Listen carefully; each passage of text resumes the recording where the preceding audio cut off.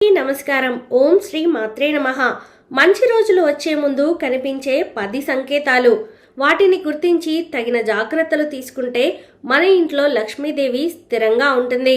మరి ఆ సంకేతాలు ఏంటో ఇప్పుడు తెలుసుకుందాం.